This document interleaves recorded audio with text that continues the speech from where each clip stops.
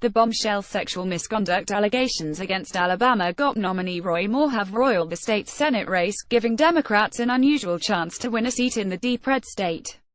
But while a growing number of Republicans, including Senate Majority Leader Mitch McConnell McConnell expects Paul to return to Senate next week, former Hill staff calls for mandatory harassment training, gaming the odds of any GOP tax bill getting signed into law. Moore called on Moore to leave the race. His Democratic opponent, Doug Jones, has largely kept quiet. Jonas poll numbers have surged in the wake of the allegations that Moore initiated a sexual encounter with a 14-year-old girl when he was 32.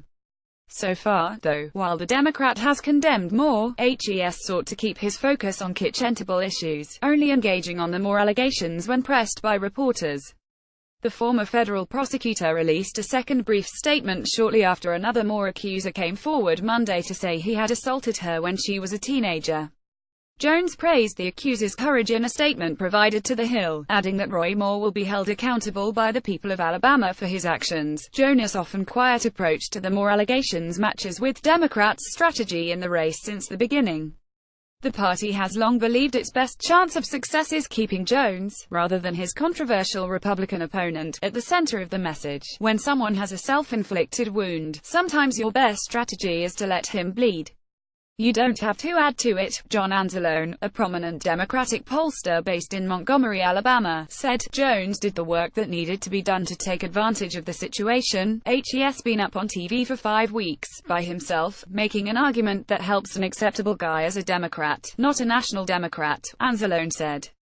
Lawmakers on both sides scrambled to condemn Moore in the hours after Thursday's story in The Washington Post quoted a woman who said that Moore touched her sexually when she was 14 years old. The Post story also included on-the-record accusations that Moore dated teenagers who would have been above the state's age of consent around the same time, but that no sexual contact occurred outside of kissing in some instances. Moore has vehemently denied the allegations and has threatened to sue the Post for its story. Many Alabama Republicans have come to his defense, questioning the timing and veracity of the allegations and arguing that they won't sway Alabamians ahead of the December 12 vote.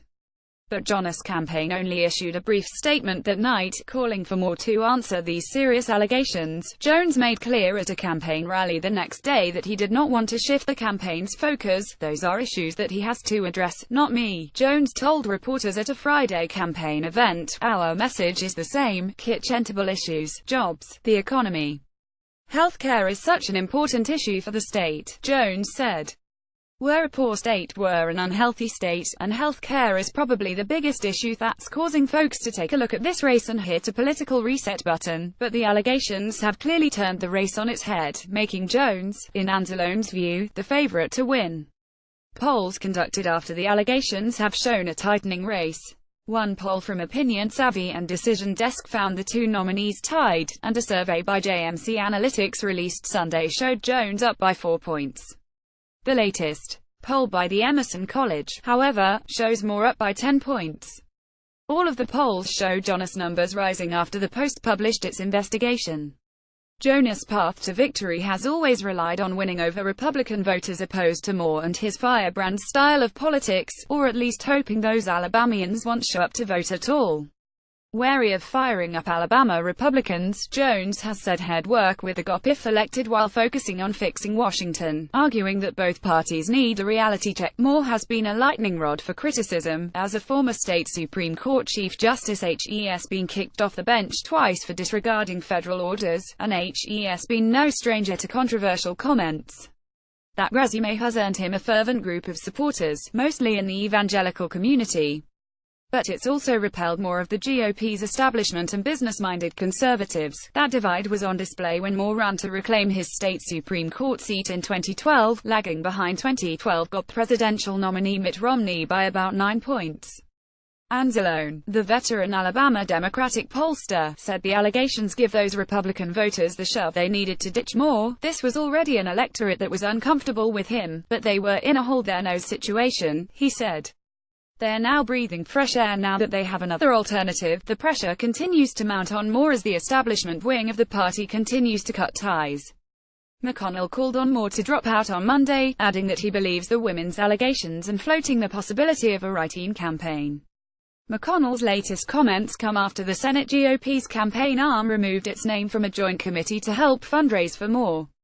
Other Republicans have also called for Moore to step aside. But now that a state-mandated deadline to replace a candidate has passed, Republicans appear to be stuck with Moore's name on the ballot. If Moore stepped aside or if the state party broke ties with him, his name would still appear on ballots, even though he'd be ineligible to win. Republicans have floated getting Gov.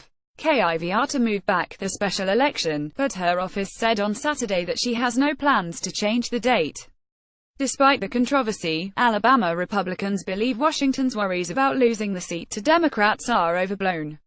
The state hasn't elected a Democrat statewide in years. Moore's supporters have rallied around him over the reports, and many Republicans abhor the idea of a Democrat representing Alabama in the Senate. While some Democrats are enthusiastic, it's unclear whether that will turn into serious national investment from the party. Democratic National Committee Chairman Tom Perez Thomas Edward Perez Clinton's top 5 vice presidential picks government social programs triumph of hope over evidence Labor's wasteful spending and mismanagement at workers' comp. Moore reiterated in an interview on Sunday that Jones is the underdog and also touted the DNC's increased investment in every state party that will help the Democrats compete everywhere. The Democratic Senatorial Campaign Committee, Senate Democrats' campaign arm, hasn't announced any investment for Jones since the allegations. But the group has sent several fundraising pitches calling Moore unfit to serve, but some party strategists still believe national Democrats should be careful not to let a full-court press nationalize a race. It is important not to let our enthusiasm come around and hurt him in the end. The National Democratic brand ain't all that strong in Alabama, a Democratic campaign aide told The Hill.